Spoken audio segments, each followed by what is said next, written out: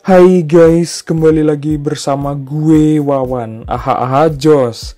Kali ini gue akan review anime yang berjudul Isekai Shokan Nidome Des episode kedua.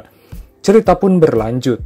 Ada seorang lelaki tua berdebat dengan pelanggannya yang dia jual perhiasan kelas atas yang memiliki kualitas tertinggi di seluruh kerajaan. Akan tetapi dia menolak untuk menjual barang-barangnya kepada seorang anak muda yang tidak dapat menghargai nilainya dengan mengatakan bahwa dia memiliki harga diri sebagai pengrajin. Pelanggan meminta harga bros tertentu, tetapi orang tua mengatakan ini bukan tentang uang, tetapi masalah harga dirinya. Cucunya Rui muncul bertanya tentang keributan tersebut. Pria itu mengatakan waktu itu mereka terbuang sia-sia. Ternyata Setsu dari masa lalu, dan dia pun menawarkan sekarung penuh emas yang menyebabkan pria itu segera berubah pikiran. Setelah Setsu meninggalkan Rui, bertanya kepada kakeknya tentang harga dirinya sebagai pengrajin, tetapi dia mengajarnya meskipun harga diri itu penting. Semuanya ada harganya. Dia pun akhirnya meninggoy, dan setelah pemakaman Ruri, mengambil alih untuk menyelesaikan pekerjaan terakhir kakeknya yang dia buat perjalanannya dengan kereta di malam hari. Tapi kuda itu tiba-tiba berhenti. Lubang raksasa menerjang ke arahnya. Dia pun terlempar tigoleprak dan mubui ke tanah. Sedang dalam perjalanan untuk mengantarkan The Brooch, dan lega bagaikan sehabis modal melihat itu tidak rusak, dan dia pun meletakkan kembalinya ke tas. Tetapi menemukan bahwa Bagong masih ada. Dia pun mencoba untuk bernegosiasi dan menawarkan makanan bahkan emas.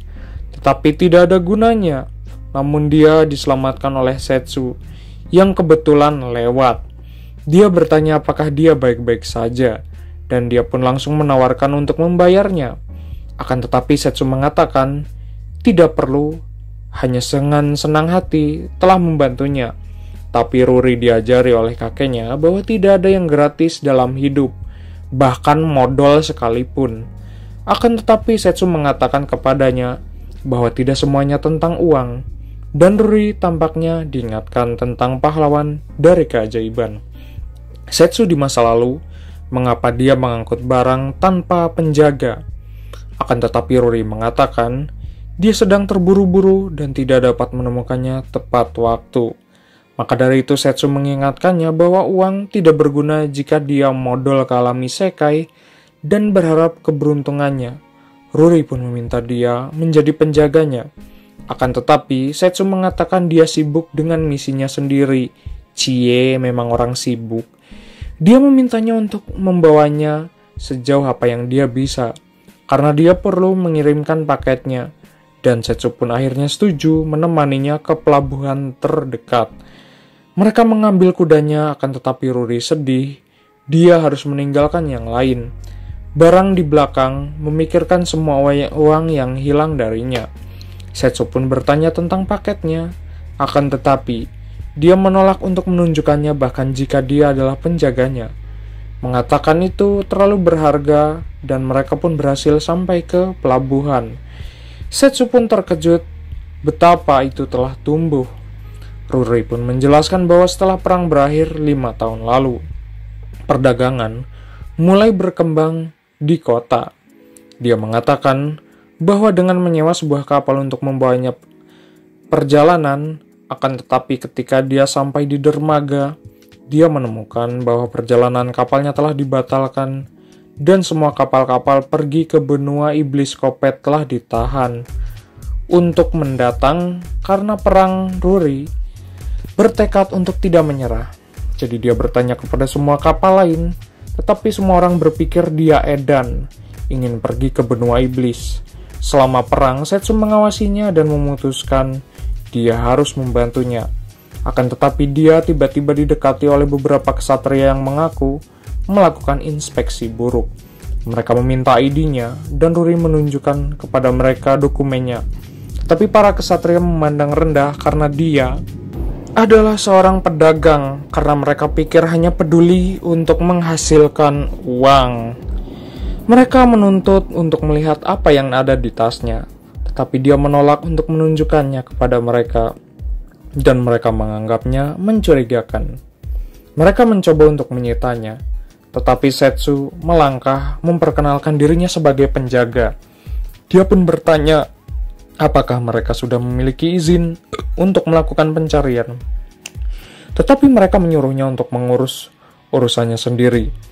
Jika dia tahu apa yang baik untuknya, Setsu pun menolak untuk mundur, sehingga mereka bersiap untuk memberinya pelajaran dan Setsu melemparkan mereka untuk melawannya. Tetapi mereka mulai menarik perhatian orang-orang sehingga kesatria memutuskan untuk melepaskan mereka. Dan saat ini, Ruri melompat ke arahnya dengan rasa terima kasih, menanyakan berapa banyak dia berhutang kepadanya. Tetapi dia mengatakan tidak apa-apa mentraktirnya makanan dan Setsu memujinya karena tetap tenang dalam situasi seperti itu. Dia bertanya-tanya, bagaimana dia tahu tentang izin tersebut, aturan, dan sepertinya dia belajar satu atau dua hal dari Blaine. Dia bertanya-tanya apa yang dia lakukan tanpa kapal, dan Nuri mengatakan dia akan terus mencari satu di sekitar kota atau bahkan dengan kapal yang lain. Setsu pun berpikir itu konyol dan mengungkapkan bahwa dia adalah sebenarnya dalam perjalanan ke benua iblis Kopet. Mengatakan dia pun bisa membawanya jika dia setuju untuk beristirahat.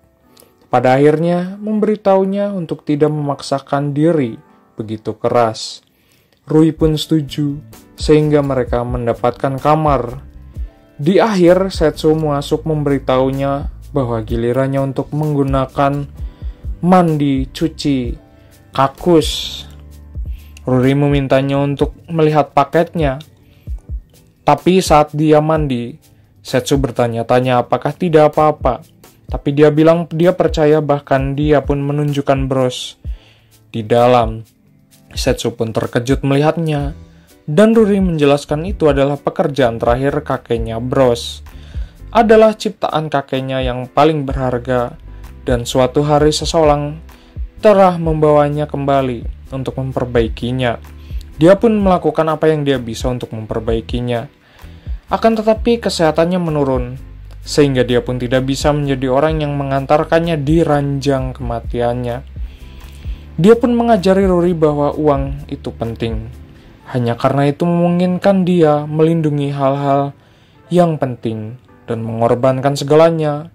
Karena alasan itulah, pride yang sebenarnya berarti dia lebih mempercayakannya untuk menyelesaikan pekerjaan terakhir yang dia janjikan untuk disampaikan. Tidak peduli apakah dia meninggalkannya dengan Setsu. Kemudian dia pun pergi untuk mandi, mengingatkannya untuk tidak mencari uang. Tetapi dia senang telah bertemu dengannya dan senang dia hampir menyelesaikan pekerjaan terakhir kakeknya. Setsu memeriksa The Brooch, menemukan bahwa sihir perlindungan yang digunakan di atasnya rusak. Jadi dia pun khawatir untuk orang yang dia berikan. Pada malam ketika keduanya sedang tidur, kesatria datang mencari mereka, menuduh mereka sebagai mata-mata. Mereka mendekati kamar, tetapi Setsu menyadari mereka, para kesatria menyerbu masuk dan Ruri pun takut. Mereka pun berakhir melompat keluar dari jendela dan mulai melarikan diri lari abretse dan edannya, tetapi kesatria memotongnya. Setsu melompat dan terus berlari. Sementara Rui bingung, para kesatria mengikuti, tetapi akhirnya terpeleset pada botol yang membuat Sue dipasang sebagai jebakan, namun mereka berakhir dengan kematian. Dan kesatria mengejar Ruri, mengembara apa yang mereka lakukan. Akan tetapi Setsu memprovokasi para kesatria untuk bertarung.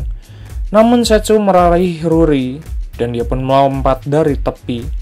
Ruri pun mengira dia akan mati. Tetapi sesuatu muncul dari air, dan mereka mendarat di laut yang sangat besar.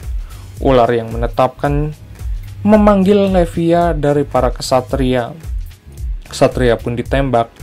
Dan melihat hal tersebut, Setsu pun memberitahu lavanya untuk menuju benua Inggris karena membuat para kesatria bertanya-tanya bagaimana mereka dan bahkan melaporkan hal tersebut. Tetapi dia pun mengatakan semua itu hanyalah mimpi. Jadi tidak ada perlu yang dilaporkan.